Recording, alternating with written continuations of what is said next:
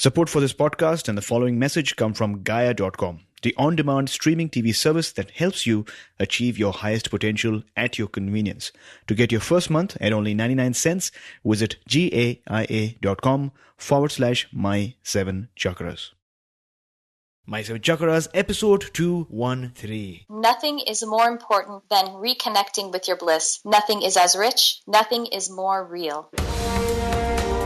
The 7 chakras, swirling vortices of energy, positioned throughout our body from the base of the spine to the crown of the head. For thousands of years, this ancient wisdom has been passed on from master to disciple. What are the functions of these energy centers? And could these chakras help you unlock your destiny and find your true purpose?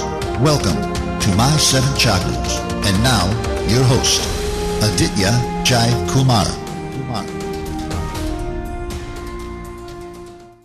What's up, Action Tribe? AJ here, founder and host of My 7 Chakras, the show where we dive deep into the ancient world to uncover nuggets of wisdom that will help you find your life's purpose. So if you've recently embraced a new way of living, then my friend, you have arrived at the right show. We've got an action-packed episode in store for you today, but before that, let's listen to a recent iTunes review. Today's review is by Chrissy DW, who says, I have been listening to this podcast for almost a year and absolutely love it. Thanks, AJ, for you and your guests that help others on their own personal journey. Action Tribe, if you've been waiting for the perfect time to write us an iTunes review, then let me announce that today is the day. Flip up your iPhone or your regular phone, hit the review button, and straight away write your heart out. And of course, don't forget to hit submit. The bottom line is that I love hearing from you, whether it's on Instagram at my7chakras or email aj@my7chakras.com or by leaving us an iTunes review. Whatever it is, I would like to know what your experience has been so far, what you like about the show, and how I can serve you better. So help me help you. And with that out of the way, it's now time to bring on our special guest for today, who is Tricia Carr. So Tricia, are you ready to inspire? Yes, I am. Great. So Tricia Carr is a healing artist in Los Angeles, California, drawing upon gifts as an animal and nature communicator, medium, and energy healer. Tricia works remotely with people and animals all over the world, providing online classes and one-on-one sessions. Tricia weekly hosts Charmed Life, a live online TV talk show that welcomes expert guest hosts to discuss spiritual topics. Additionally, she's also a podcaster, YouTube content creator, and a writer. Among Tricia's several books to be released this year, 2017, is one entitled Animals Are Who's To, What Animals Teach Me About Life, Love, and the Universe. So, Tricia, a lot of interesting things happening for you this year. Thanks for joining me today. Thank you so much for having me, AJ. Great. So, before we actually move on to the main portion of today's interview, let's begin with some really, really good, inspiring energy. So, let me ask you, what is your favorite inspirational quote, and how does that apply to your day-to-day life? Well, I'm not very good at picking favorites, but I actually do have one that's just right at the nugget of what's going on with me right now. So it is by Deepak Chopra, who is definitely one of the pioneers of my spiritual movement.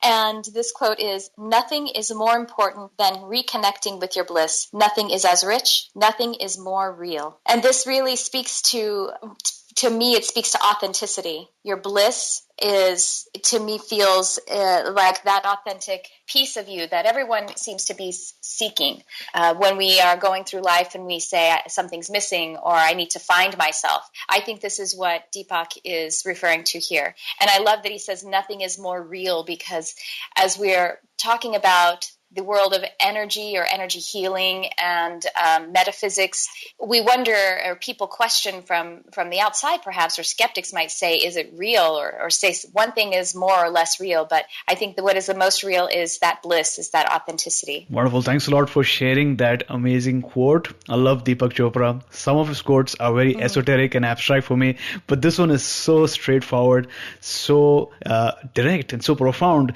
Nothing is more important than reconnecting reconnecting with your bliss. And in that statement is an implied assumption that we are reconnecting, not connecting with your bliss, but reconnecting, because remember, Action Tribe, you're always connected. In fact, you were connected at a certain point, and maybe at a certain point you got disconnected from your bliss because of things happening around you. So nothing is more important than reconnecting with your bliss. So thanks a lot for sharing that with us, Tricia. And with that, let's dive in. So what is your definition of energy healing? Well, it's really just working in the energy world. So, the non-physical or the energetic always precedes the physical, or what eventually becomes manifested. So, the more subtle expression, the what we might say is pre-manifest, but really it isn't even pre-manifest. It is just as real, if not more so. Mm-hmm. It's just that it isn't yet the physical side of it, but so really that side of it. And the way I work in the energy realm is a lot through clairsentience, with the feeling, but also with my clairvoyance. So my mind's eye seeing, the mind of the imagination, or the third eye, and then just with intention. So intending to move around the energy, bring in more light, to move out some stagnant or wounded energy, and just being able to see and feel into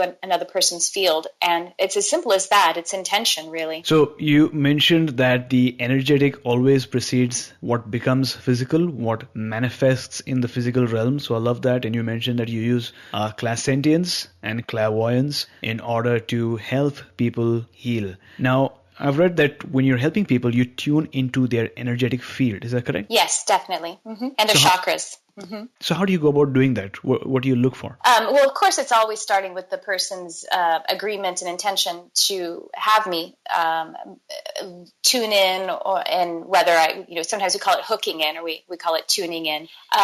Basically, I start with clearing my own mind, being in an active meditative state, so not a trance and really deep meditative state, but a more active one, mm-hmm. and intending to tap into that, what I call the shared signal, just the unified consciousness signal, and with their intention, and it kind of can work just about as well as the person will allow it to, because I can see and feel deeply into their field and into their different energy centers and see what's going on, and then my mediumship will often come into play when I'm doing energy healing as well. But if their heart isn't open, if they're resistant or afraid in any area, then, it just simply won't take effect. No harm can be done, because I'm just working completely with the highest good and with the highest love and with connecting. So, but as I do, I just clear my mind and then just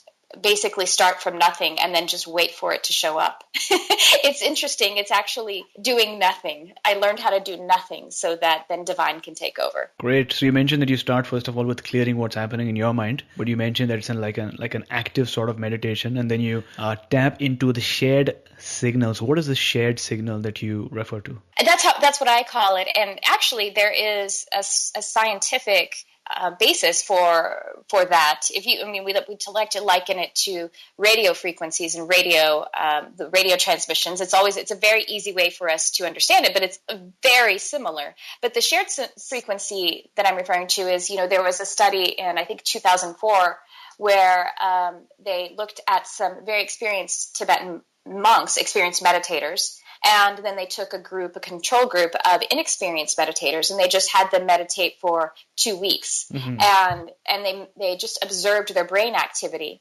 And when we get into, we have alpha, beta, delta, theta, and gamma brainwaves. These are all different brainwave frequencies. We say our thoughts are actually frequencies, just like those radio waves. So when we reach the gamma brainwave state, they can scientifically measure that the brainwaves, that the monks, their thoughts and their expressions, they started to synchronize and unify. Mm-hmm. And so they actually connect with unity consciousness when they're in that gamma brainwave state. So practicing meditation daily and being able to access that in an instance, I think, is what actually gets me to that shared signal that I'm easily able to access. Wonderful. So during this state, when you're trying to help the person, or maybe you're trying to tap into the shared signal first or the shared frequency, are you also able to see auras? Are you able to see people's auras or subtle energy? Yes, definitely. And, it's their electromagnetic field is what I'm working in. So, Sure. yes. So, yes, definitely. And that's aura is another way to talk about I think really the boundary of the electromagnetic field and then what exists inside of it. And that's exactly what I work in.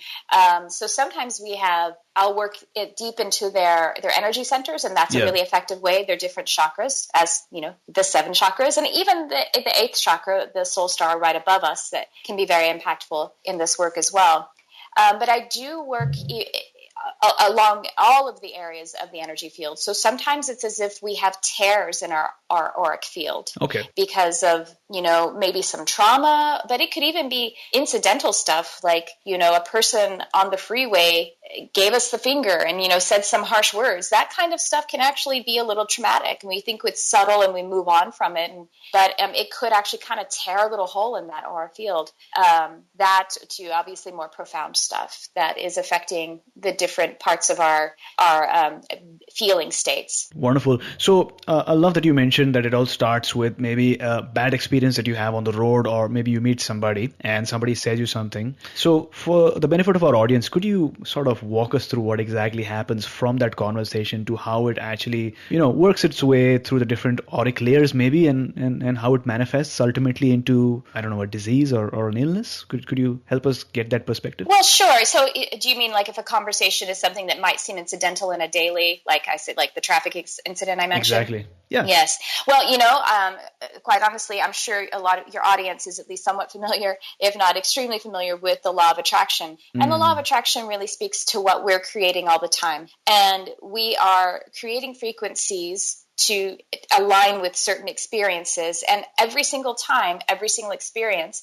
is our being intending to heal something. So the person, if we actually do attract the freeway person that's yelling at us and overreacting to a traffic incident, because that is actually telling about something that wants to heal. Yep. And so if we continue to ignore these signals or not really catch on to them, then our bodies then will start to take over the charge of trying to heal us. And like I said, everything starts non-physically or energetically before it becomes physical. So anytime we have a physical injury or ailment or illness, it's really our bodies trying to off-gas some kind of energy that we no longer desire or no longer need. And if we can take that signal and we're moving past it, then that's great. But if we're not able to really get to the bottom of it for whatever reason, or we choose not to, then it could become something that's a little more, to the extreme, chronic or something like that. And what's interesting is that this past year or even 6 months, I was doing some deep healing. I had an energy coach and we were doing some deep chakra healing. And every time we moved into a new chakra to do some deep healing, something would manifest that was incredibly, just like you can't even write it. It's so telling. So when we got to my throat chakra, I'm very much a throat chakra dominant person. I'm on this podcast talking right now. The night after we started to get into the healing of my throat chakra, I developed strep throat. Now, I don't want to scare anyone. It's a good thing, but I had really taken an intention to release a ton of old stagnant energy. I'm talking since I was a child, when I was told children are to be seen and not heard. That was something I was told as a child. Bless the people who told me that. I'm sure they didn't intend for it to be something I dealt with when I was 43, but it was my choice to take that lesson on. And so, I did. Everything's been wonderful. But every single chakra, something really interesting would happen. And even before I started that this past year, I got a foot injury, and I knew that foot injury was talking to me about my path and about how I'm taking steps on my path. And it was actually my left foot, which I know the left side of your body has to do with receiving. So I knew that message was the steps of my path that I'm taking. I just need to receive them, and I needed to let that energy air out. And so it's really a blessing, even if we get some kind of illness or ailment. So there you go, Action Tribe. If you are facing a certain illness or disease or a health challenge, there's a large chance that it might be because your higher self or spirit is trying to communicate with you or trying to tell you something. So you need to look for the signs and identify why this might have manifested in your life. And understanding energy healing and your subtle body, that helps you take steps towards dealing with the root cause instead of just taking a medicine and solving the symptoms, but then it manifests once again. So Tricia, quick question: you're able to see auras. How did you go about developing that skill of yours or that gift of yours? Were you always able to see auras, or was it at a certain point that you took steps towards being able to perceive human auras? Well, I mostly use my third eye. I can see them with my physical eyes if I sort of concentrate, but Sure. it's just actually easier to see them with my third eye. And my third eye, it opened. I didn't really realize that. I don't know if it was closed or not at some point, but Okay. I did have sort of an awakening. I do have an awakening story, even though there's a lot of pre-shadow events, but I do have this sort of moment where things really started to become more. I'm more conscious in this way, in the very in the concepts that we discuss. Yeah. And then I started my meditation practice at that time in the interest of just becoming, healthy and balanced and emotionally clear and all of that. And I was visualizing during those meditations. So just apparently that's when my third eye became very active and very skilled, I would say. And I don't think it was ever completely closed. I just didn't realize that there was a conscious way to use it before, if that makes sense. I certainly did when I was a child, Yeah. which we all do, I think. But yeah, so it just sort of started during my meditation practice.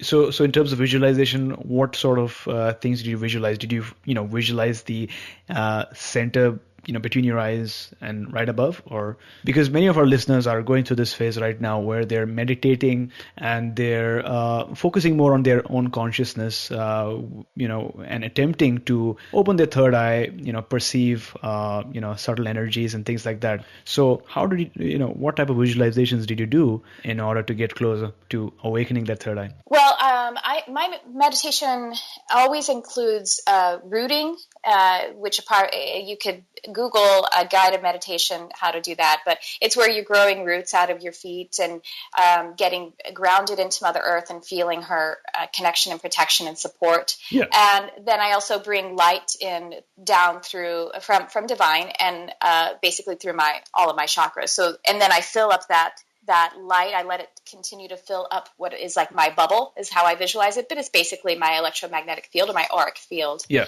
And so those are the kind of two basic, and they still are with me, the basic bookends that I used in my meditation, even from the beginning of my practice. I highly recommend that we actually focus on, what works for me is to go from the root chakra up and really do deep healing on each of those areas, and go ahead and then work up to the third eye. And it just happens when it's the right time, if that makes sense. Because actually, if we I've just heard stories of folks opening their third eye when they hadn't quite done the lower chakra work, and they still were vibrating and on the frequency of a lot of their old past fears. Yeah. And so then opening their third eye just kind of intensified those fears that were already present, if that makes sense. Oh, absolutely. I mean, I had a great conversation with Steve Taylor, who wrote the book, The Psychology of Spiritual Awakening, and he shared some really interesting insights in terms of different ways that people awaken spiritually. And he spoke that certain people have this intense experience at a certain point in their lives,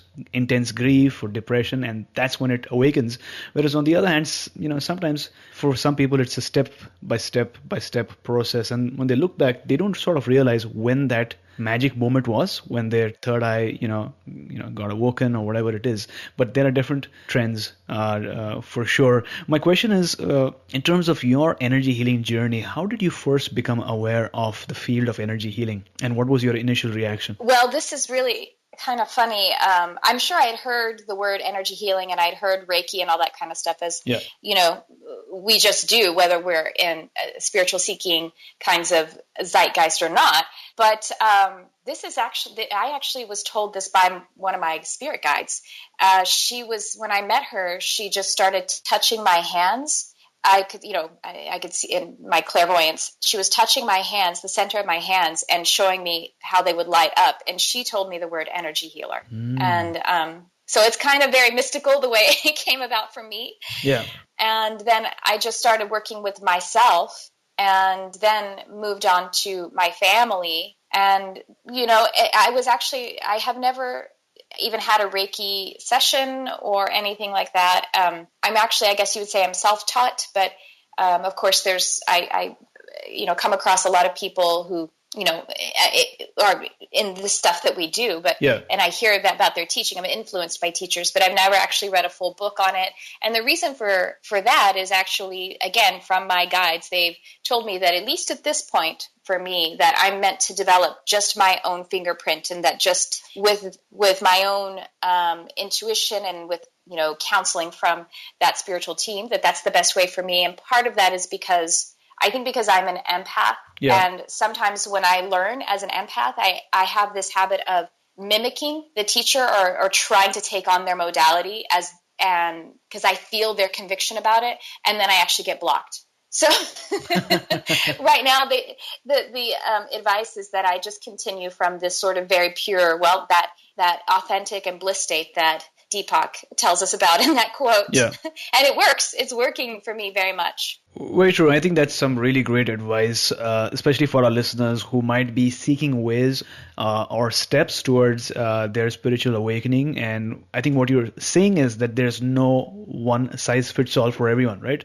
Everyone has their own individual journey. And if you take your time to listen to the messages that is being sent to you by spirit or by intuition, those messages are actually customized to your own journey. And it's so Absolutely. amazing that you have taken heed to those messages and not, gone the usual route, or maybe a route that somebody else would have taken, which is might be through, initial coaching and on books and things like that. And you are self-taught, which is amazing because you know why now, right? You said that you're an empath, and you gave us the reason why, which is phenomenal. But how did you connect with your spirit guide? How did you go about doing that? The first one that I connected with, if I remember I remember the order now. So I want to give you a genuine story. The first one that I connected with, I was just in meditation, and he just sort of appeared before me. Okay. And I asked his name, and it was interesting because I asked his name, he gave me a name, and I could see, his face, his kind of, countenance and everything. In your mind's eye, right? In my mind's eye, yes. Okay. And I think if I saw him in front of me with my physical eyes, I would have been too scared. Yeah. I do see some things with my physical eyes sometimes, and that's more, I think, now as I'm more comfortable with it. But it's not really necessary to see things with your physical eyes. Although I know there are some people who do see things with their physical eyes more, and that's just fine because that works for them. That is, again, like you're saying, their own personalized signature, the way that things go about for them. But anyway, so he just appeared, and then I asked him his name, and I asked him if we had a connection, like in the real, physical lives together. But what he gave me his name, and then he gave me a year in which he existed, and he also gave me another clue about the witch trials and stuff like that. So I actually was able to find a reference to him in literature, that he was he was the husband of a woman who was burned as a witch, and she was just, not because there were very few of those people that went through that were, and he was separated from his wife. So I actually found reference to him by the time period that he gave me. Interesting. So that's the first interaction you had with the spirit guide. Is that correct? Yes, that's right. That was the first one. Got it.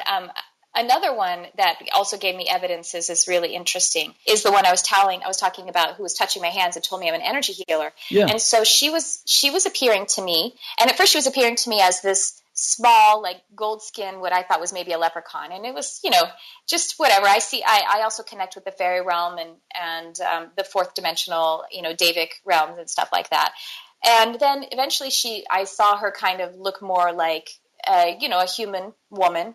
And she told me her name. I kept hearing her name as Lee or Lily or Lelia or Layla. I got all these different names for her. And I was journaling about them all the time. And so then after a couple of months of journaling about Lee. I just ended up calling her Lelia. And then I actually, on a lark, I don't know a lot about my family history. And my cousin on Facebook mentioned something about our ancestry. And so I actually had to ask her, like, what's our grandfather's name? That's how little I know about my ancestry. I didn't even know my grandfather's name. And so with just that piece, I went on Ancestry.com and I discovered that my great-grandmother's name is Lelia. And actually went through the census records, and the census records had her name spelled all those different ways. One year it was Lee, and one year it was Layla, and one year it was Lily. Like, they just kept poor records then. Right. And so I discovered that she's actually my great-grandmother. Wow, that's interesting. So your great-grandmother came to meet you and give you guidance about what steps to take in your journey. Yes, absolutely. And she's with me now. I commune with her every single day. Yeah, it's wonderful. That's wonderful. A friend of mine and also someone who's been on the show one day told me that my grandfather is one of my spirit guides and he's trying to communicate with me. So that's really, really interesting. So Tricia, what is the astral realm? Well, the astral realm is like the fourth dimension. It's basically the first layer of non-physical. So we are actually third dimensional, obviously. We are 3D, but we're also part 4D, because when we sleep, we are in the astral realm. All those dreams that we're having, it's just like Deepak said, it is just as real. And so it's us playing out. And so, again, if you have a frightening dream or something like that, it's just you playing out these scenarios. And a lot of times it's just so you can just off gas, just like your body, getting some kind of ailment, because it's just trying to move energy through it. Sometimes we do that in the astral realm. We're just playing out scenarios so we can express energy. But other times we are creating having real experiences with real entities, real beings that are non-physical, in order to get, energetic downloads and attunements and inspiration and knowledge and, connecting with our intelligence. All kinds of stuff goes on when we sleep. So we are, 8 to 8 hours. Unfortunately, some people don't sleep enough. So 6 to 9 hours a night. Okay. We are in the non-physical astral realm. Got it. So we're actually having spiritual experience every night. Yes. Irrespective of how strong our belief is. But like you're saying, when we sleep, we're in the astral realm and we might be interacting or maybe communicating or collaborating with these entities. Yes, who absolutely. might be teaching us something that will help us on our journey ahead. So do you particularly astrally project or practice astral projection? Well, I've had astral projection. I haven't done it. I guess I haven't done any protocol where I am trying to do it. It just happens. And I just kind of leave it up to my spirit team, my guides and my angels as to when it's an appropriate time. And I just allow them to sort of be my guides and to help me to get those clues as to be in that frequency. I've had it happen. I have astral journeys when I meditate sometimes. And again, I don't plan them really. My meditation in the morning will be whatever it's going to be that day. And sometimes it's a lot of prayer. Sometimes it's actual kind of energy, healing on myself. Sometimes it's mediumistic, and then sometimes it's an astral journey. And I've had the most intense one I had actually did happen while I was sleeping, and it is distinctively different than dreaming. It's nothing like dreaming. It's 100% being out of the body. And I think that's an easy way for us to be able, because again, we're already in the astral realm, or we're already, our consciousness is there. So then where all of our resistance is down, and for us to be able to remove our entire consciousness from our bodies, it's a good time for that to happen. We're less likely to become afraid. Yeah. So you mentioned that you had that experience, astral projection. You did not plan it, but it just happened while you were sleeping. Could you talk to us about what happened exactly? Yeah, sure. It was really interesting. So in the dream, I died. I died in the ocean, and I came out and I could see them taking off my body. And I have to just mention a little side note here. What's fascinating about this dream is that my memory of my husband and my animals was gone in this dream. So it helped me to commit. So my team helped me to suppress because even when I have just your typical dreams, I'll think about my animals and I'll think about my husband. You know what I mean? Like I can't have a Yeah. dream about dating someone else because I'll be like, oh, my husband. Yeah. Mm-hmm. And Yeah. so that's what I found. One thing was really fascinating was that my memory of my real life was suppressed in that degree, at least. And so I was wandering around just waiting for the light to show up because I just knew that's what's supposed to happen next. And Sure. I for a moment, I was like, well, it's very sad. I'm sure who's left behind is sad for me, but all that matters is that I get to the light. So I was waiting for the light and and the light wasn't coming. And so I started to knock on doors, but they couldn't really hear me. They could hear me a little bit, Mm-hmm. and I just started to get really lonely. And so then I went to this stone garden and I connect with minerals. I'm a nature communicator as well, and animal communicator. And I started to connect with the minerals because I was like, well, they can see me at least. And I was like, oh, I'm going to go see my neighbor's dog because at least he'll be able to see me and communicate with me because I'm so lonely waiting for this light. Or maybe he'll be able to help me how to find it. And that was kind of the substance. It's interesting. I've kind of forgotten it right now. I've written it down, but that was the substance of it. But Yeah. I was completely out of my body and genuinely experienced what it's like to be, without your body and before you actually cross over. And so my takeaway was to have a lot of empathy, a lot of compassion for those who do pass initially, because they come to me as a medium a lot, and how to be able to help them and have a lot of compassion for them and help them to be able to cross over. Mm-hmm, mm-hmm. Well, thanks a lot for sharing. Actually, a couple of days back, or maybe a week back, a friend of mine lost her dog. The dog I'm so sorry. had cancer. Yeah. And so, unfortunate, she had that particular pet for 12 years now. So it was a good amount of time. And it's quite interesting that I noticed that you communicate with animals as well using telepathy. Is that correct? Yes, that's right. Yeah, yeah. And so since pets and dogs and cats are to so many people like family, right? Because they spend a lot of Absolutely. time with them, they relate with them, they're able to communicate with them more so than humans as well. So how do you go about communicating with animals? Well, what's great about communicating with animals telepathically is that it is how they primarily communicate. So if you're having a telepathic conversation with an animal, your conversational partner is an expert. So it makes it a lot easier. Mm-hmm. And they're very excited that a human is engaging in this way, because most of us walk around believing that we can't do it, or we aren't doing it consciously. Sure. We're all doing it all the time. And our Okay. animals are hearing us.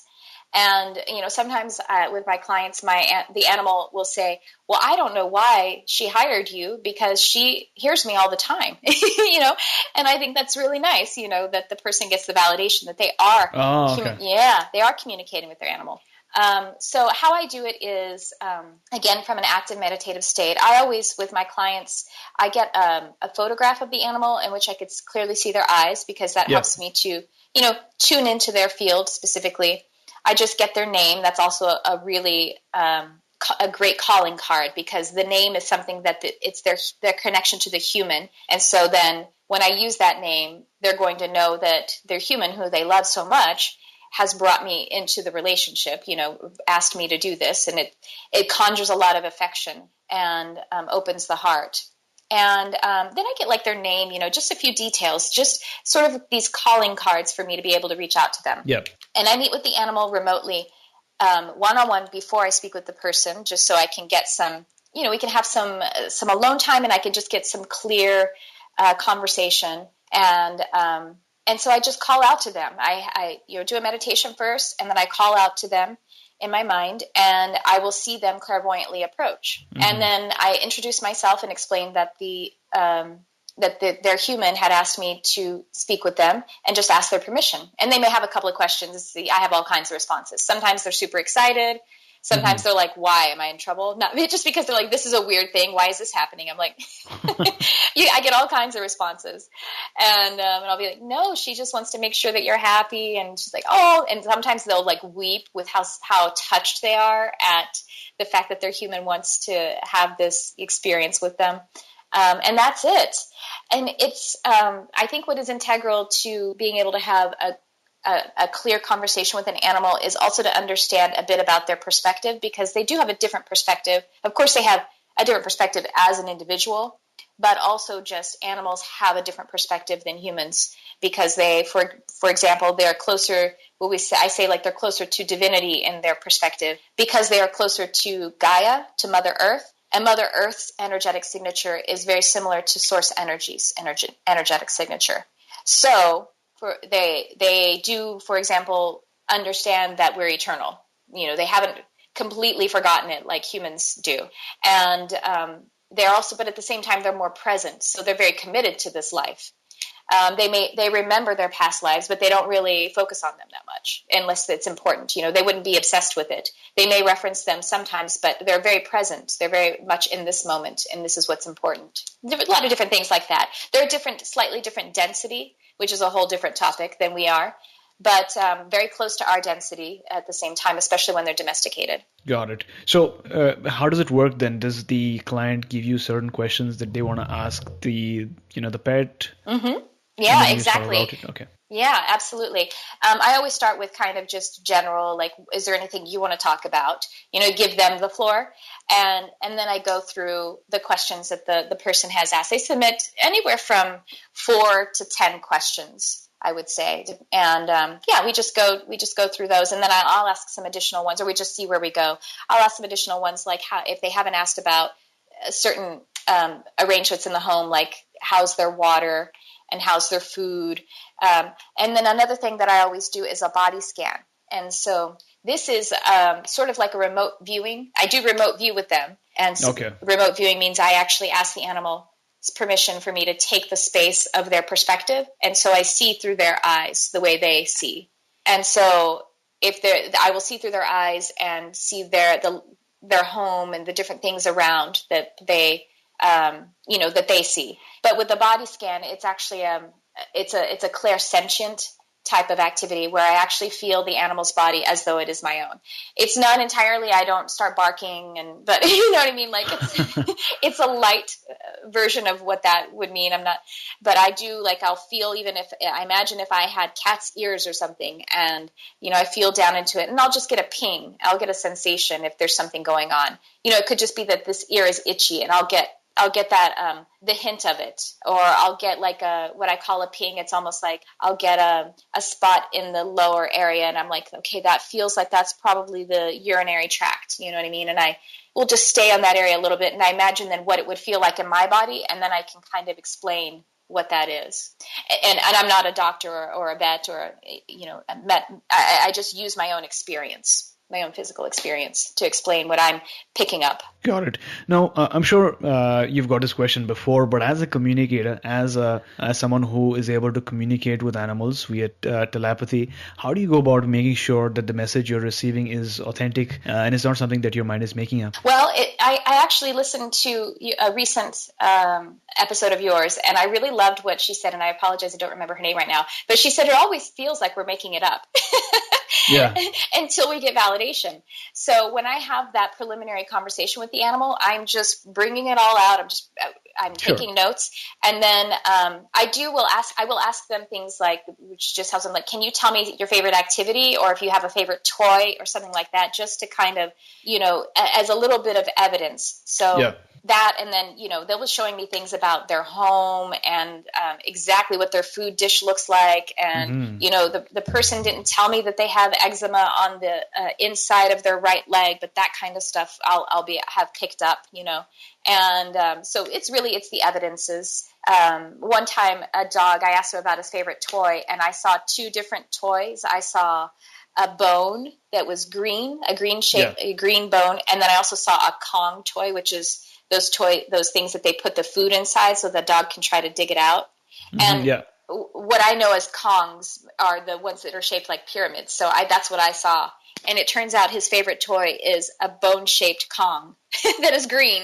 So I saw 2 different things because I was just translating the vibration, and that's what it is. I was translating the vibration of what he was giving me, and it worked with the things in my mind that I have associations for. And so, the answer is that it's just the evidences, that the person validating and saying, yes, that's exactly what's going on, and that is what, his food dish looks like and whatnot.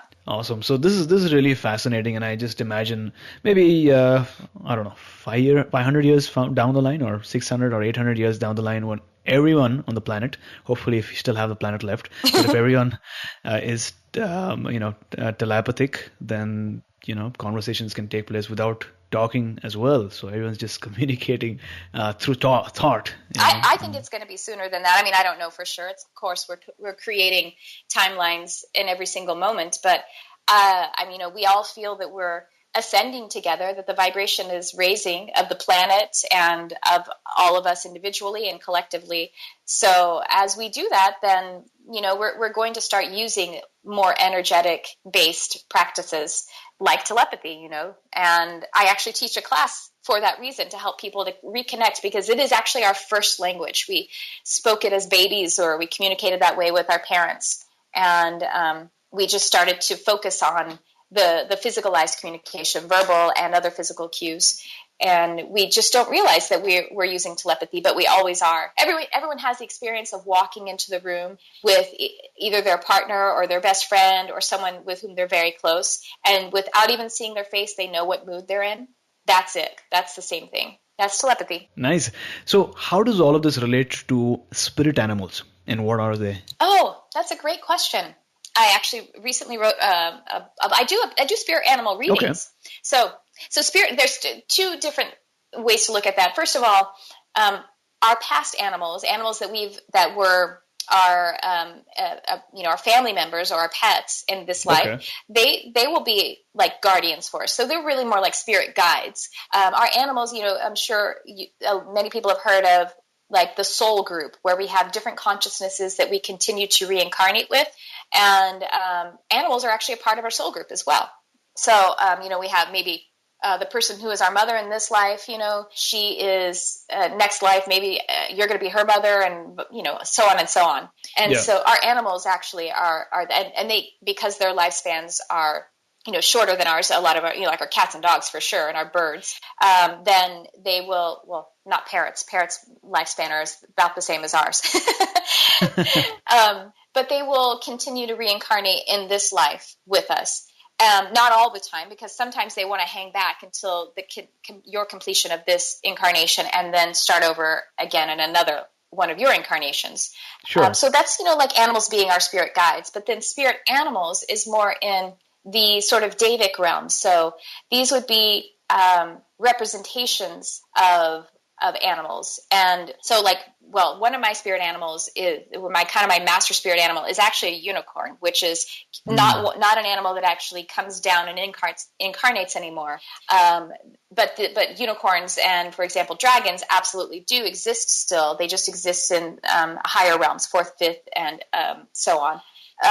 But then, cat is also one of my spirit animals, or like totems is what the Native American culture refers to them as. And so they are, they're representatives of their spiritual makeup of that species, but they're actual literal consciousnesses too. So it's sort of I don't want to compare it too closely to this, but like an ascended master, this would be an animal that is representing their kind, but they are their own individual, but it sort of embody all of the qualities of that species. Sure. And we all have several. I would say we all have at least three, and I think we all have one individual and one, type that is with us, is sort of like our master, and they're with us our entire life.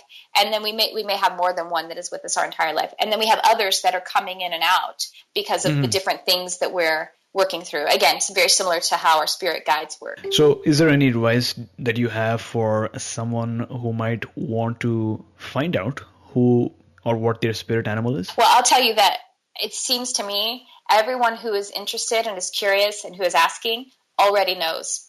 And so I would say just believe it. So if you cleared your mind for a second and you said, what's my spirit animal? And you said elephant, that's it. I'm telling you, that's it. That's your spirit animal. So just believe it and embrace it and trust it. It's another way that you're reconnecting to that bliss, to your authenticity, is to start validating for yourself. You don't need outside validation. Just validate it for yourself. And that is the most powerful. So thanks a lot for sharing those stories and for that information. For someone listening to the show right now, for one of our action takers, what is that one action step that you'd like to recommend for our listeners? Well, it's going to sound like eat your vegetables maybe to some, but it's meditate. It's really and I mean the meditating that's quiet, and the intention is to clear the mind and make contact with the inner being, or with source energy, which is the same thing. The inner being is the expression of source energy, or, the God self. So I think that is the most important thing that you can do to be able to connect with that bliss, to that authenticity. Just do that every day, and it really doesn't take any more than, I say you can just start your habit by saying 5 minutes, but give yourself 10 minutes, and then give yourself a 30-day challenge. But really, after 2 weeks, it'll be like drinking water, and you crave it. I think it's my personal advice. I think it's good, especially when you're starting out, to do it first thing in the morning before you start any other conversations. So meditate. So Action Tribe, for today's show notes, visit my7chakras.com/213. That's my7chakras.com/213. And before moving on, let's listen to a word from our sponsor. Explore the vast traditions of yoga with the Gaia original series Yogic Paths. Filmed across India, the 13-episode series captures the beauty of mystical Indian landscapes and never-before-seen ashrams while taking the viewer on a journey through the many traditions of yoga. While the practice of physical postures called asanas is most well known in the West, understanding the full scope of this rich and varied tradition gives meaning and power to the yoga that we know today. Action Tribe, since you're listening to this show, it's clear that you are interested in topics such as chakras, yoga, and self-realization, and you know exactly where to go for audio content and interviews. And I sure hope you feel this way about our show, My 7 Chakras. But where do you go if you want a streaming TV video service with the same values and similar content? The answer is Gaia.com. To start watching this show, The Yogic Paths, as well as get your first month at Gaia for just 99 cents, visit Gaia.com/My 7 Chakras. That's GAIA.com/My SEVENCHAKRAS. In Karma Yoga, no effort is ever lost, and there is no harm. Even a little practice of this discipline protects one from great fear of birth and death. This is a wonderful quote from the Bhagavad Gita. Action Tribe, no effort is ever lost. Say this to yourself whenever you need to. No effort is lost. There is no meaning in worrying about whether you are good enough or talented enough or deserving of the role that you are in, maybe, or capable enough. All these worries lead to nowhere. Always set your intentions on the task at hand. Remember that there is no failure but only feedback, and take action. Because the act of taking small steps towards your goal will help you build momentum that will ultimately charge you through the finish line. So Tricia, talk to us about a time when you went through a major life challenge. How did you find yourself in that situation? And then what steps did you take to overcome it? Well, I had a difficult childhood. There was a lot of abuse, and it was very difficult. So I became a young adult with a lot of damage, and I subsequently attracted into my life some very similar relationships. It seems like they were to a lesser degree. They weren't as damaging, but so I found myself in my 20s in just very, very difficult relationships, and actually very isolated at the same time. So I did have a point where I didn't know what to do, and I didn't feel violent against myself, but I did think, well, this life is just done. This doesn't make any sense. There's no way to have a future. But I didn't. Nothing happened. Obviously I'm still alive. But what I did was I just started to get back to myself. So I did start to read, and I became an avid runner, which was, I think, my sort of first meditative practice. And because I'd run very long distances, so at some point my mind would become pretty clear. I just started believing in myself. I just started not listening to the relationships, those outside people that would say you can't do this and you shouldn't do this. I just started doing. And it was as simple as like taking a class at the college and deciding that I was going to go to lunch with a friend, an old friend, a new friend, or something like that, a different friend, and stopped listening to the person and the people who were inhibiting me or intending to inhibit me, because I was really the only one who was truly inhibiting myself. And then the reading actually did a lot of good for me. This is when I started reading Deepak Chopra and Dr. Wayne Dyer.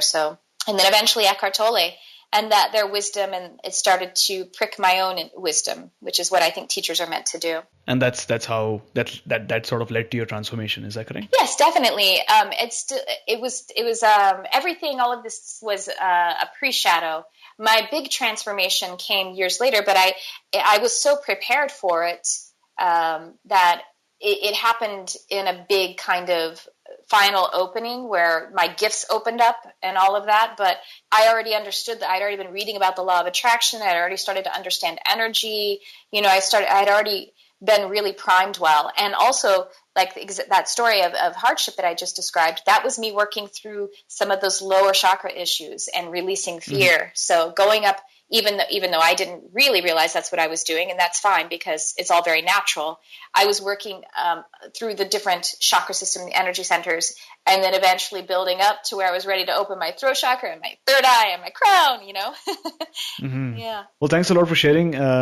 Before we move on, in just one sentence, what is that one major life lesson that you'd like to share with our listeners? A major life lesson is to know that you are sovereign.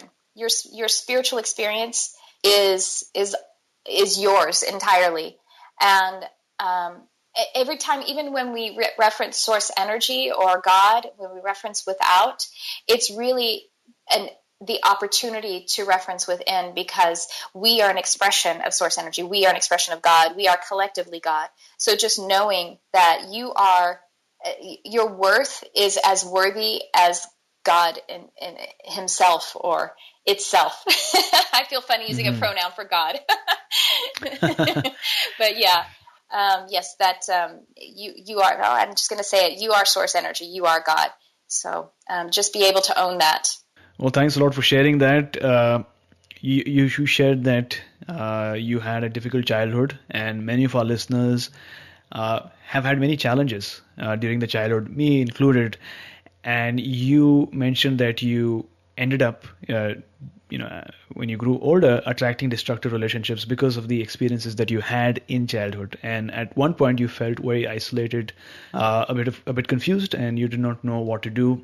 But then you looked at that as an opportunity to take some action, and you began reading these books. Like you mentioned, you started getting inspired by Deepak Chopra and Wayne Dyer and Eckhart Tolle as well. You began doing physical exertion like running, which, like you mentioned so amazingly, which is another type of meditation for those who are on the path to actually being able to meditate.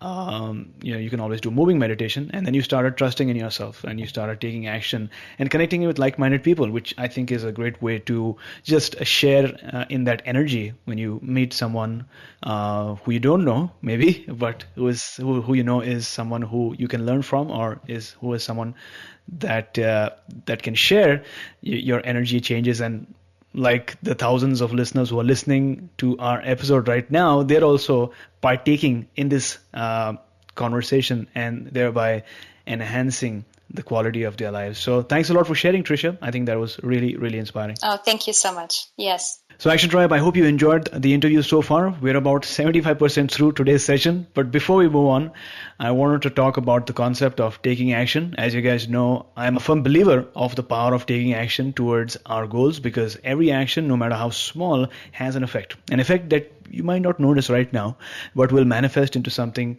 sometime soon. We all take action in our lives, if you think about it in some way or the other, but I want to invite you to be more mindful about the actions that we are taking towards our vision. Many people think that yoga is all about stretching and becoming more flexible, but in reality, it is so much more. Yoga is about uniting the mind, body, and soul. It's about intent. Yoga is about visualizing. As we're learning, visualization is so powerful. Yoga is about acting in accordance with our highest values. And ultimately, yoga is about action. In fact, even if you don't do the poses of yoga on a daily basis, you don't do the asanas, you're still a yogi if intention drives your every thought and action. Because as Michelle Berry once so eloquently put, yoga is the unifying art of transforming dharma into action, be it through inspired thought, properly nurturing our children, a painting, a kindness, or an act of peace that forever moves humanity forward. So Tricia, as on today, what is your life calling? Well, I call myself a healing artist as sort of the catch-all to be able to include the different modalities. The reason I use the words healing artist is because I connect with all of this work, this energy healing, teaching, counseling, mediumship, animals and nature, communication, to the process of being an artist. I believe that all artists are healers. That is actually what they're doing. They're conducting divine energy, and they're inspiring. And being inspired by a painting is just as healing as having a Reiki session, in my opinion, or it at least can be. It is an opportunity for that healing. And so I approach it. I was always an artist before I started doing this work. And so then as this work started to open up for me, I realized that it was just a different artistic expression. And I was able to marry my creative expression, what I've always been doing as an artist, with my interest in making myself and others the best possible versions of themselves, and being able to connect with source, and and connecting, and as a whole, that unified experience. So that's me. I'm a healing artist. So there you go, Action Tribe. Tap into your art within you so that you can become a healing artist. And with that, it is now time for the wisdom round, which comprises of 4 questions so that you can get those actionable pieces of nugget that you can apply and transform your life. So, Tricia, what is the best advice that someone has ever given you? Someone told me once, be weird. People like weird. Name a personal habit that keeps you going. Meditation. Absolutely. And what is your morning routine like? What do you do during the first 2 hours of your day? Well, the first thing I do is feed my birds and my cats. And then, at some point I greet my husband. I have some water with a little essential oil in it, and then I go to my morning meditation with my crystals and in my sacred space in my house. And what book do you have for us today? What book would you like to recommend for our listeners? I really love Penny Pierce's Frequency, the Power of Personal Vibration. I just love how she explains all of these energetic concepts, but she continues to bring it back home to the personal, like she says, the personal vibration, and coming back to what she says, the home frequency. So I think that really is, it's a book that has just been inspiring me over and over for the last couple of years, and I highly recommend it. So Action Tribe, I know how much you love our book recommendations, and I know that many of you purchase these books as soon as you hear them shared on our show. That's why Audible.com is offering Action Tribe one free audiobook download with a free 30-day trial so that you can listen to your favorite book right away and check out their amazing service. Now, Audible, if you don't know, has over 180,000 titles to choose from for your iPhone, Android, or Kindle, including bestsellers like The Chakra System by Anadia Judith, who's been on our show, Autobiography of a Yogi by Paramahansa Yogananda, and A New Earth by Eckhart Tolle. To download your free audiobook and start listening, go to audibletrial.com/MSC. Once again, that's audibletrial.com/MSC. That's My 7 Chakras, MSC, for your free audiobook. So Tricia, thank you so much for joining us today and sharing your story, as well as sharing these nuggets of wisdom that our listeners can learn from and apply. Before you go, tell us something that you are grateful for, and tell us how we can find you online. I'm grateful for understanding that I have access to infinite intelligence, and also knowing that I always know where love is. Love has never lost me, and I've never lost love. And that's all that we really need to know. I'm grateful for that connection and that feeling every day. And how they can find me, how everyone can find me, my website is Tricia Carr Charm. and that's TRICIACARR, and the word charm, TriciaCarrCharm.com. So Tricia, thank you so much for coming on our show, talking to us about psychic abilities, telepathy, and subtle energies and spirit animals and so many other things, and taking us one step closer to a human revolution. Thank you so much for having me, AJ. This is wonderful. You were listening to My Seven Chakras. Go to mysevenchakras.com. Download your free gift, get inspired, and take action. Transform your life today.